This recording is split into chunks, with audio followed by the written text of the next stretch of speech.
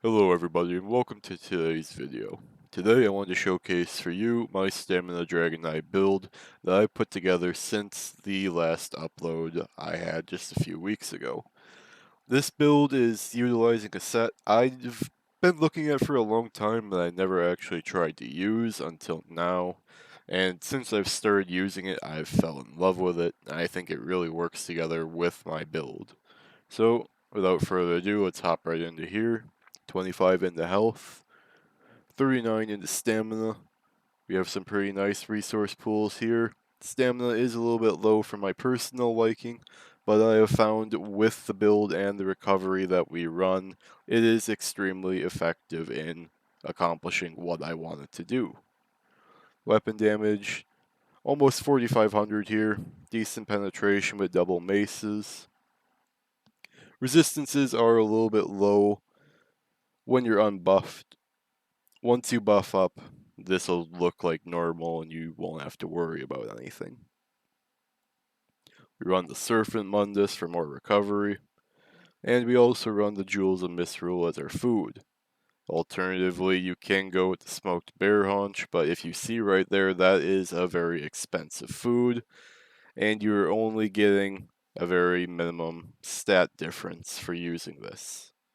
So, in my personal opinion, it does not matter which one you use. You are going to be a little bit better off with the bear haunch, but if you don't want to pay 20k a pop for each one of these pieces of food, go ahead and use the jewels. You'll do just fine.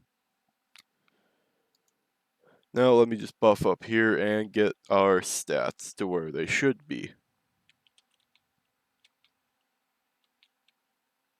See, on our damage here, we have 5,600 weapon damage.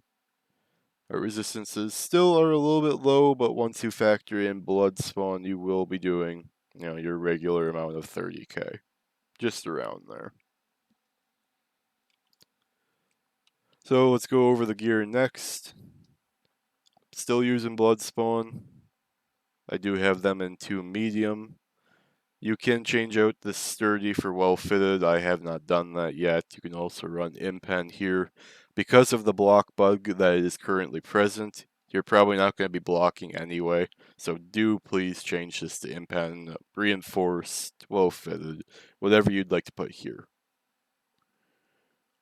Yep, just go ahead and change those traits. Have a tri-stat on your big pieces as always. Next thing, we're going to have one piece of trainee. This is going to be one of those builds that has a 3-3 setup where we have something active at all times. And how that's going to work is we run the Marken Ring of Majesty or your preferred mythic here. I run the Marken Ring with a weapon damage enchant. And then I run Witch Knights on my damage bar here. Now, the nice thing about Witch Knights and having it 3-piece is once I swap off of it to go to my back bar, I still have a good amount of weapon damage there. And once I change onto this damage bar and apply that poison damage effect, I am doing a lot of damage on any enemy I'm attacking. So there that my buff damage was already around 5,600. If I proc the Berserker enchant on my back bar and then hit this, I am sitting above 6,000 weapon damage on a single target, and I can just melt whoever I'm going after. It's really nice. But the other set we are running is Daedric Trickery. Now this makes an excellent back bar set because we can throw this on the back bar here, and those major buffs you get lasts for 21 seconds, and you can acquire a new one every 9 seconds. So what will happen is you're on that damage bar, you switch back to renew your buffs, renew your heals, boom, you pop up another major buff. And that lasts for another 21 seconds, so you don't have to worry about that running out really quickly on you while you're in the middle of a big, intense battle. Now what we do here is we run 1 heavy, 1 light, and the rest is 5 medium. We run medium for the extra recovery and the extra damage.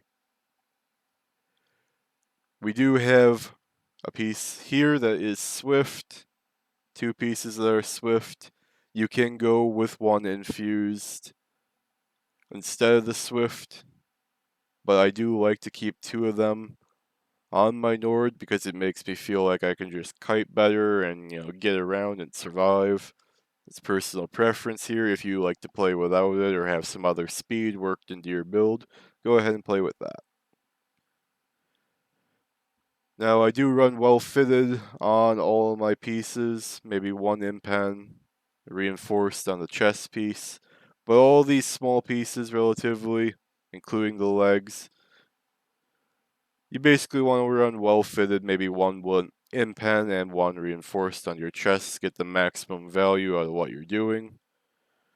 We have a back bar here with powered, so we get them extra heals on our back bar. We have Nirnhoned on our front mace with a flame damage enchant, helps you keep your magicka sustain up, and a poison damage enchant on a sharpened mace on our offhand here on the front bar.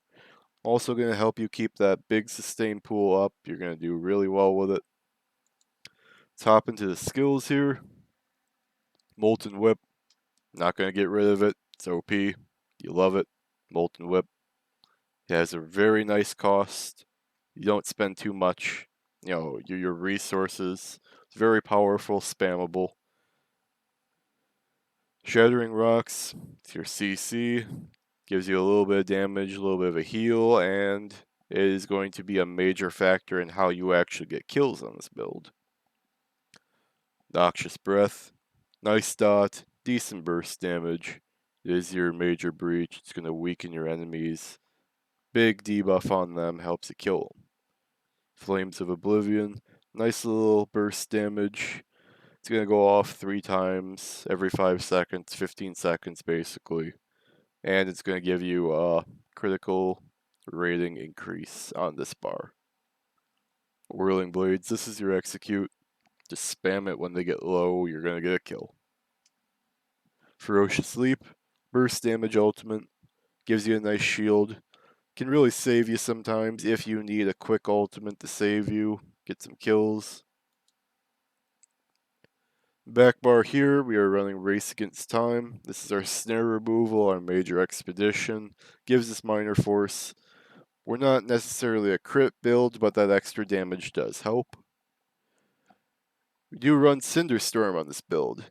This is a very, very cheap heal that does extremely well when you're in somewhere like the Imperial City or Battlegrounds, anywhere you can kind of control your environment a little bit better. Anyone who walks through this as an enemy is going to move 70% slower. This really helps you setting up your combos. People have to run through this if you put it in a choke. So you just run through this, you get healed, you can stand in it. It's a nice heal over time. Very cheap to, maintain. And now with this build and the kind of setup I'm running here, I switched from volatile armor to hardened armor. That damage shield is pretty nice once you're in PvP and you get these heal over times up. Makes you very harder to kill. And of course it's your major resolve, keeps you alive. Resolving Vigor, I don't need to say anything. This is your standard heal over time. Everybody runs it. Rally, your major brutality, minor endurance, big burst heal, gives you good buffs. Need to keep it up. Corrosive armor. Well, if you don't know what corrosive does on a DK, it makes you a god for 12 seconds. And when you're in PvP, you ignore all of that physical and spell resistance for direct damage abilities you do to your enemy. So, you pop corrosive, you start spamming them with whip, they're gonna die. There's nothing you can do about it. They're gonna die. Let's hop into our CP here. Green tree doesn't matter too much. Just put in whatever you want here. This is my main character, does a lot of crafting. I throw this stuff on here. Purple, or the blue tree I should say, I can't tell my colors. I do use Exploiter now. The reason I changed the exploiter on the DK is because of dual wield. When you put people off balance, and I stress this enough, off balance is very important with this build, because once you're using dual wield, you're going to get a off balance damage buff already, and you're going to set them off balance when you hit your shattering rocks on them to CC them, and then you're going to spam whip on them. Now you were already doing a bonus damage with dual wield for your off balance attacks. But now that you add exploiter on top of that, that makes that whip so much stronger, 10% stronger even. And it's not something you're going to notice until you start playing with. And I didn't think about this too much until I started slotting it, ran around Imperial City, and started hitting people with whip when they were stunned. And oh my god, it just does so much damage. You just need to play with this right now. Thaumaturge, you do use a few damage over time effects.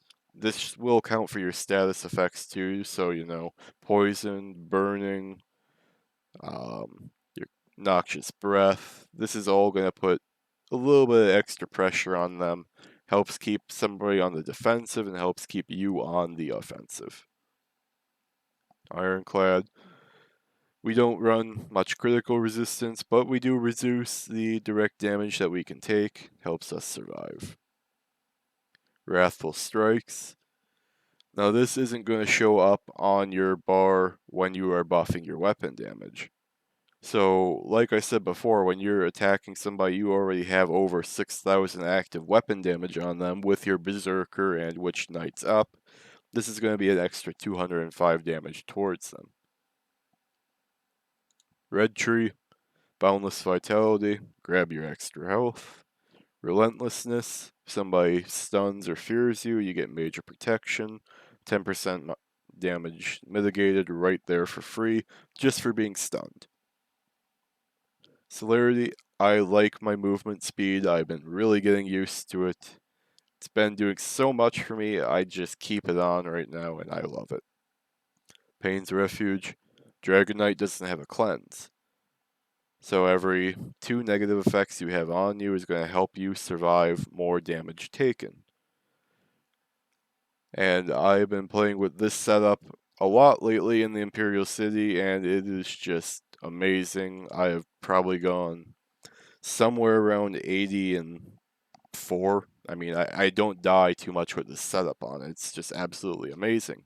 It's tanky, you do a hell of a lot of damage, you can recover, and if somebody's, you know, chasing you around, you just plop down your Cinder Storm, stand in it, they get slowed down, pop your hardened armor, pop corrosive, then you go right on the offensive and murder everyone in your sight. It's just amazing.